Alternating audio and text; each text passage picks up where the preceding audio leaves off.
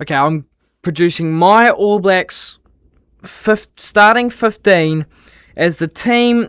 The squad has been announced today by Dave Rennie, and there are so many big talking points within the squad. But I think there's, for me, a 15 that I have here that is a really high quality side. And I think Dave Rennie went bold with some selections, but he also went really simple as well. And you can understand where he went with most of them. First of all, I'll talk about the captain selection. Now, there were some possibilities. There was Cody Taylor, there was Jordie Barrett, but I think it was clear that Ardie Savea was going to take over the captaincy. Yes, he's not a speaker. He's not a captain that likes to take rivetsy run with his speaking, as how he talks, but this guy is a phenomenal leader with his actions. And I think Ardie Savea will be pivotal to how the All Blacks play this season. The way I don't think there was a clear captain within Jordie Barrett and Cody Taylor, just because of the fact that those guys are not as higher rated as what I think Ardie Savea is within the side. He's been there for a long time, and he knows what makes an All Black. And I think Dave Rennie's he's gone pretty simple here. He knows Ardie Savea is going to bring what he brings to that All Blacks jersey. And I'm excited to see how it works out. And there will be a lot to look forward to. It's not going to be simple sailing at all for the All Blacks. And it'll be interesting to see where they go from here. How they attack these first few weeks of the Nations Championship, and then of course the South Africa tour, with so many more players going through the process there. But some big names that have been left out here has been Duplessis Kirifi, who was possibly the most likely to get in here. And I know where Dave Rennie's going here, that he wants that versatility from those forwards. They can play really anywhere in that loose forward trio. And Duplessis Kirifi's quite situated in that 7 jersey, and I think Ardie Savea will have that there solidly. So that's a disappointing moment for Duplessis Kirifi, but he is fighting against the All Black captain there, the new All Black captain. So I can see where Dave Rennie's gone with that. Then we've got Noah Hotham. I was really quite surprised when they didn't name him, and they named the other Canterbury halfback, what's his name again? Cole Preston, as halfback, just because of the fact he was starting for the Crusaders. But we can't take that fully into account. It's all more the player, not how they were played for Super Rugby. And I think he will be great as impact off the bench when Cortez Ratama, for example, is not on the bench.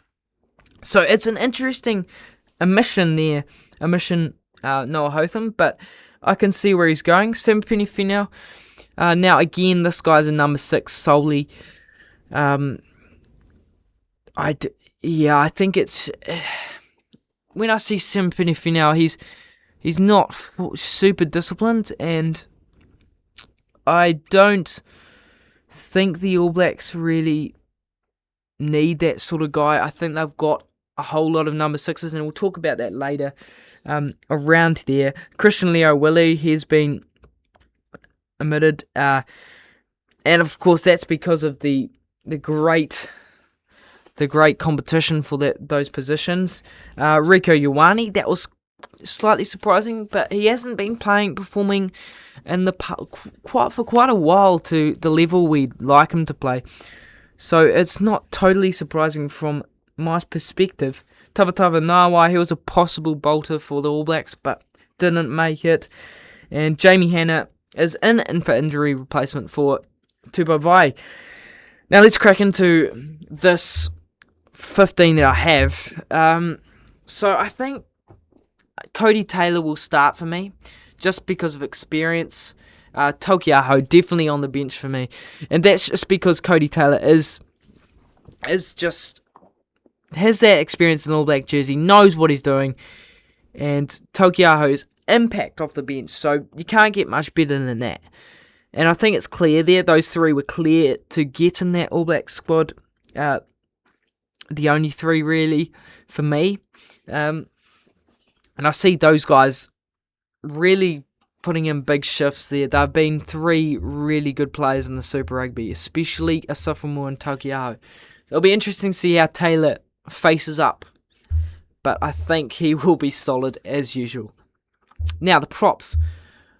I believe Ethan de Groot will be starting, and Tyrell Lomax. Now, Fletcher Newell possibly, most likely off the bench, or maybe starting. It's questions there, where they rotate that, and then George. But I think they'll work better. George Barrow and Fletcher Newell, who have been at the Crusaders together, off the bench together. Tyrell Lomax and Ethan de Groot know each other, play for the All Blacks, and that's pretty clear. Numia and Tossi. Now, they could be interesting where they fit in here. They might just be backup injury placements there. Then, in the lock department, Tupou Vai, for me, gets straight into that lineup. He's been phenomenal this season in Super Rugby. I really liked his work. And I don't think Patrick Tuipulotu gets it starting, just because Josh Lord has stood out to me as well. That locking pair for the Chiefs has been quite phenomenal. I really liked how they'll work together. Their running game, their tackling game, their line-out game, of course. Those guys are really key to that, to how the Chiefs have played this season. Sam Dowie, he's most likely out of the team. Patrick Tuipulotu on the bench, most likely for me. Now on to the loose forwards. Now, this is where it gets really interesting, where I put these guys.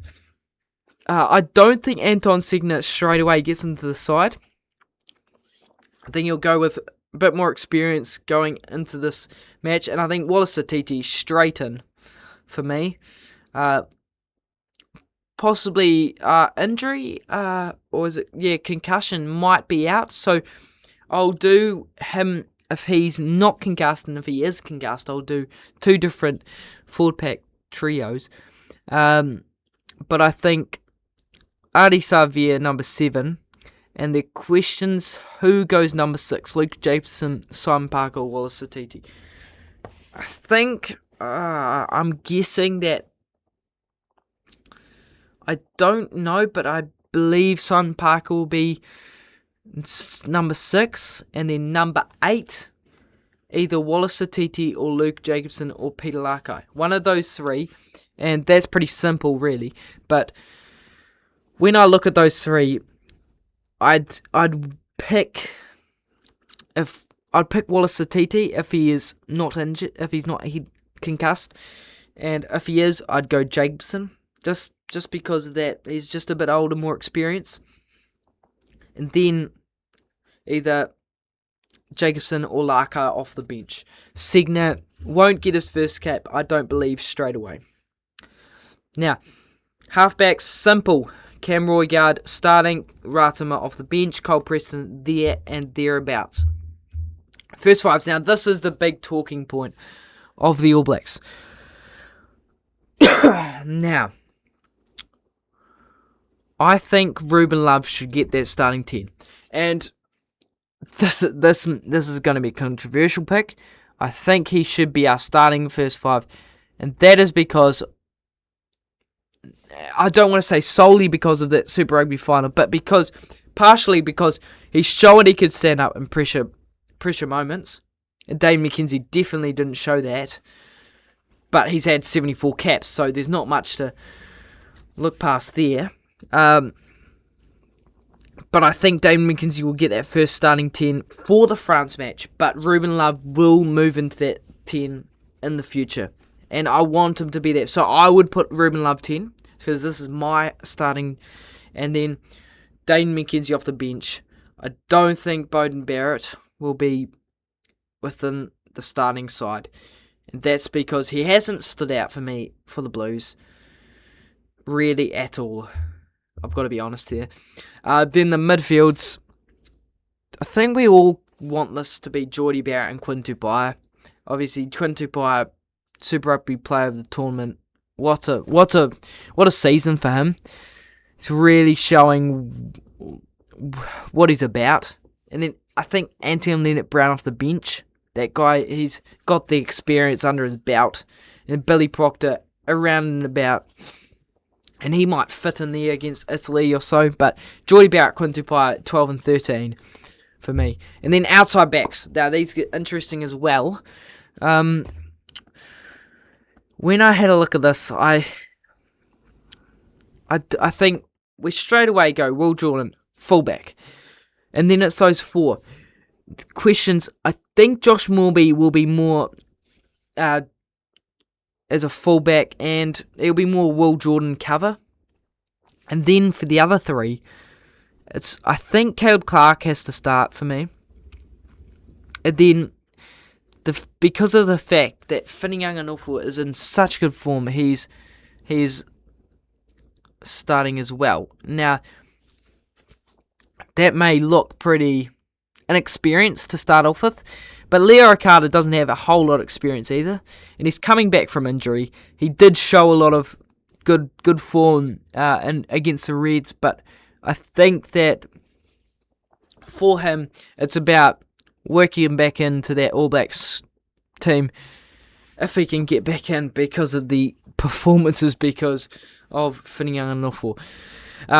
So that is my team, and there's so much to look forward to for this All Blacks team within the future, and so much to delve into, because there's going to be some questions, there's going to be exciting moments, some questionable moments, and it'll be interesting to see how it all ends up. So, thanks for listening.